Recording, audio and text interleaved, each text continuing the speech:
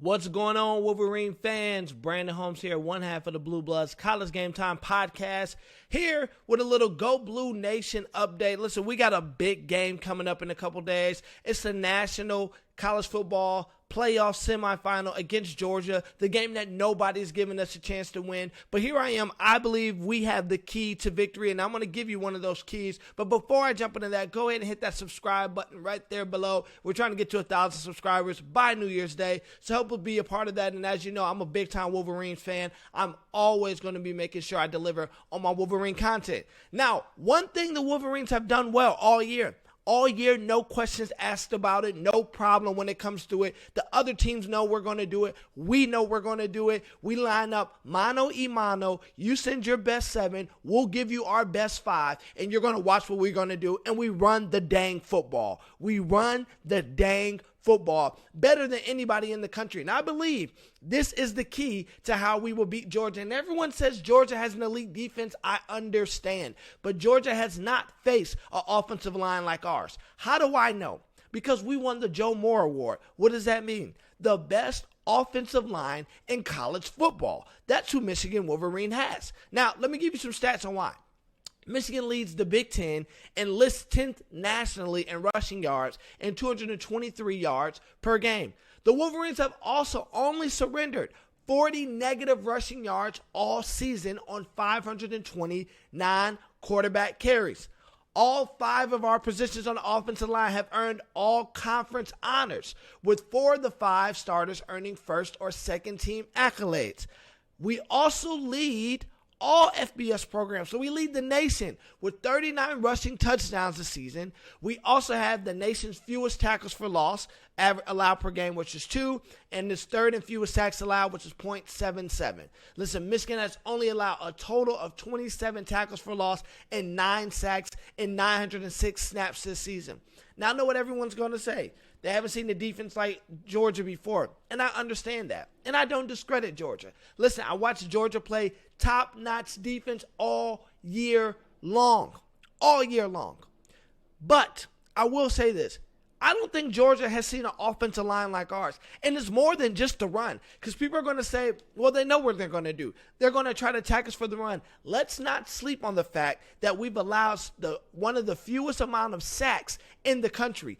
Cade McNamara pretty much always has a clean pocket. And when you give Cade a clean pocket with not a lot of pressure, the kid can make plays. But let's not they're going to get through every now and then. And this is why I do love it, though. Our offensive line blocks their behinds off enough that Cade can make time for himself and can make the play. So it's more than just running. We do understand, though, running the football is our bread and butter. Running the football is how we got this far. Listen, we have a big Neanderthal-looking offensive line. They are going to hit you in the mouth. And this is why I'm not as concerned about Georgia's defense as people think I should be.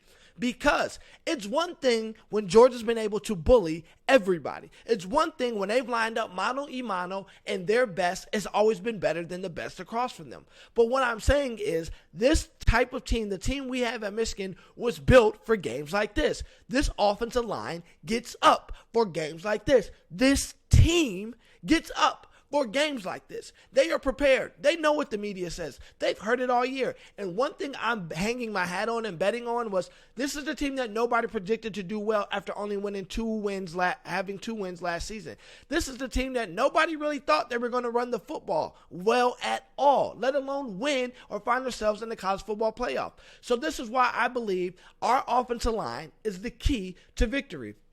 If Georgia can't line up with this mano y mano and do what they want, what does that mean they're going to do?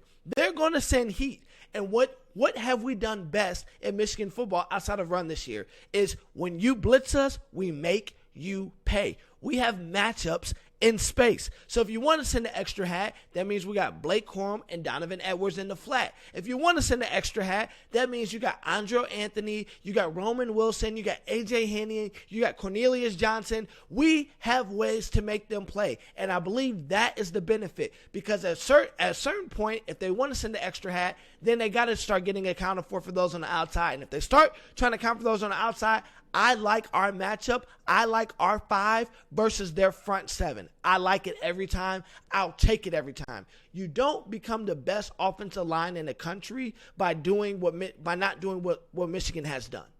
And they've done it well. And they've done it without trickery. They've done it without misleading. They've done it telling you what they're going to do.